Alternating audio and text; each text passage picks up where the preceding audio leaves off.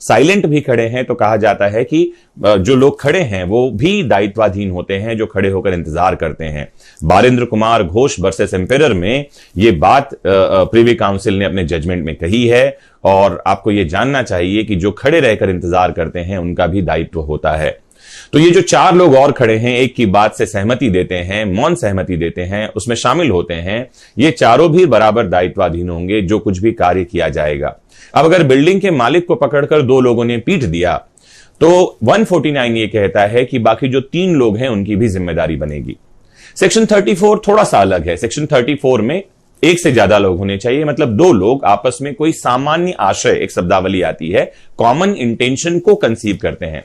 Common intention का essence है pre meditation of mind, मस्तिष्कों का मिलन, और प्री अरेंज्ड प्लान, पहले से कोई सुनियोजित योजना। एक ने दूसरे को कहा कि एक काम करना है भैया, किसी की हत्या करनी है, और दूसरा जो है उसमें सहमत हो जाता है और दोनों मिलकर एक प्लान बनाते हैं कि यहां फला फला दिन इस आदमी की हत्या की जाएगी या वहां लूटपाट की जाएगी या कोई और ऑफेंस के बारे में बात हम करते हैं। अब समझें, ये दोनों उस घटना स्थल पर जाते हैं।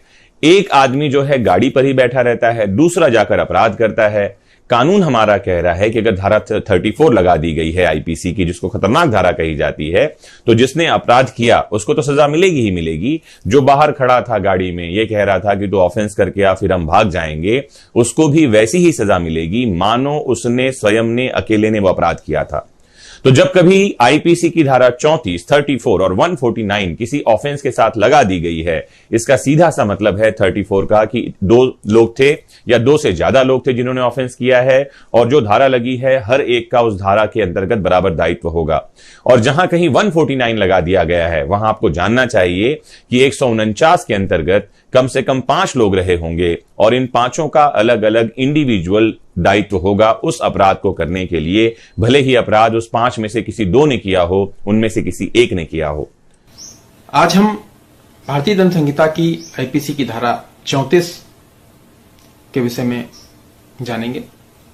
ये धारा पुलिस कब उपयोग करती है, इस धारा का क्या उपयोग है, ये धारा कितनी खतरनाक है, इस धारा में क्या दंड है, या इन सब के विषय में। धारा 34 भारतीय दंड संहिता की मेरे हिसाब से सबसे खतरनाक धाराओं में से एक है, और यह ऐसी धारा है जिसमें कोई दंड नहीं है, लेकिन उसके बावजूद भी सबसे खतरनाक धारा है।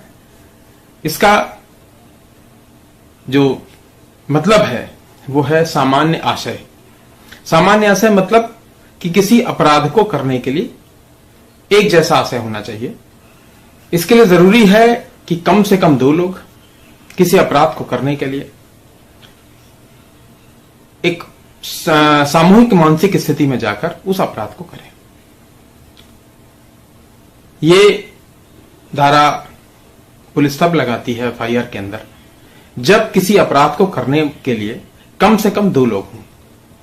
अगर 2 लोगों से कम लोग होंगे तो यह धारा नहीं लागू होती है। धारा तभी लागू होगी जब कम से कम 2 लोग लागू हों उसमें, और दोनों का मानसिक सहमति, दोनों का अपराध करने से पहले बन जानी चाहिए। अगर अपराध करने से पहले उनकी मानसिक स्थिति नहीं बनी है तो यह धारा नहीं लागू होगी।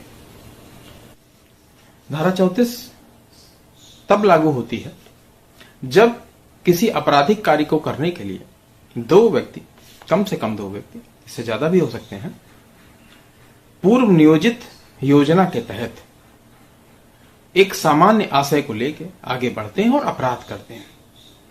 यह धारा दोनों पर लागू होगी, भले अपराध कोई एक व्यक्ति करे।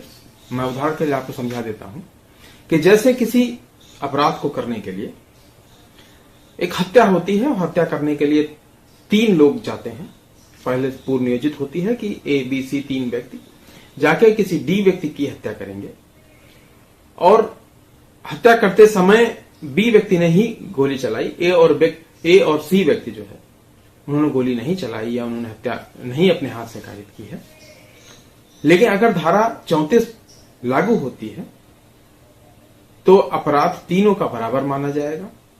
ए और बी और सी तीनों को बराबर दंड मिलेगा। तीनों के तहत जो अपराध बी का होगा वही अपराध सी का माना जाएगा, वही अपराध ए का माना जाएगा, और ए बी सी तीनों को बराबर दंड मिलेगा। कि ये अपराध पूर्व नियोजित हो, अपराध करने से पहले अपराध कारित करने वाले जो अभियुक्त हैं उनका मानसिक सहमति बन चुकी हो। अगर उनकी मानसिक सहमति नहीं है, यकायक अपराध हुआ है, तो धारा 34 लागू नहीं होगी। फिर उसका विचारण जो होगा वो इंडिविजुअल कैपेसिटी में होगा, ना कि संयुक्त तरीके से, क्योंकि यह संयुक्त दायित्व का सिद्धांत पर आधारित एक धारा है। अगर धारा 34 सिर्फ लागू है तो फिर उसमें कोई दंड नहीं होता है। कभी भी एफआईआर में धारा 34 अकेले नहीं लागू होती है, वो आईपीसी की किसी अन्य धारा के साथ ही चलती है, और उस धारा का जो भी दंड होगा अधिकतम, वो धारा 34 के कारण उस एफआईआर में शामिल जितने भी व्यक्ति हैं, 1, 2, 3, 4 जितने भी व्यक्ति हैं, उन सब पर बराबर होगा, चाहे वो अपराध उन्होंने किया हो या उन्होंने ना किया हो। इसी कारण ये धारा सबसे महत्वपूर्ण धारा है और सबसे खतरनाक भी इसीलिए मानी जाती है, क्योंकि कभी कभी ऐसा होता है कि व्यक्ति ने अपराध नहीं किया है, उसके बावजूद भी चूंकि वो मानसिक सहमति थी, एक सामान्य आशय था, कॉमन इंटेंशन था, उस कॉमन इंटेंशन के कारण अपराध ना करने के बावजूद भी उनको अपराधी माना जाता है, और अपराधी मानने के जाने के बाद उनको वो अधिकतम सजा मिलती है जो सजा उस अपराध को कारित करने वाले अपराधी को मिलती है। इसलिए यह धारा बहुत महत्वपूर्ण है और हमारे जो लॉ स्टूडेंट्स हैं उनको भी पढ़नी चाहिए, क्योंकि लॉ एग्जाम्स में अक्सर ये धारा पूछी जाती है।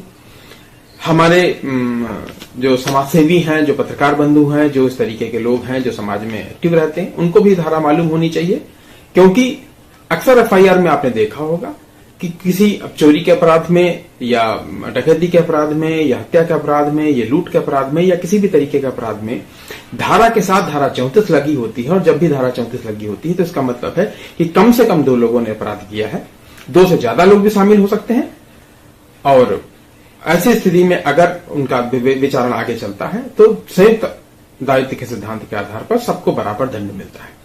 तो ये जो 4 लोग और खड़े हैं, एक की बात से सहमति देते हैं, मौन सहमति देते हैं, उसमें शामिल होते हैं, ये चारों भी बराबर दायित्वाधीन होंगे जो कुछ भी कार्य किया जाएगा।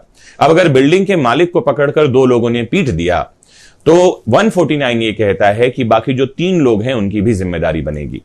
सेक्शन 34 थोड़ा सा अलग है। सेक्शन 34 में 1 से ज्यादा लोग होने चाहिए, मतलब 2 लोग आपस में कोई सामान्य आशय, एक शब्दावली आती है, कॉमन इंटेंशन को कंसीव करते हैं। कॉमन इंटेंशन का एसेंस है प्री मेडिटेशन ऑफ माइंड, मस्तिष्कों का मिलन, और प्री अरेंज्ड प्लान, पहले से कोई सुनियोजित योजना। एक ने दूसरे को कहा कि एक काम करना है भैया, किसी की हत्या करनी है, और दूसरा जो है उसमें सहमत हो जाता है, और दोनों मिलकर एक प्लान बनाते हैं कि यहां फला दिन इस आदमी की हत्या की जाएगी, या वहां लूटपाट की जाएगी, या कोई और ऑफेंस के बारे में बात हम करते हैं।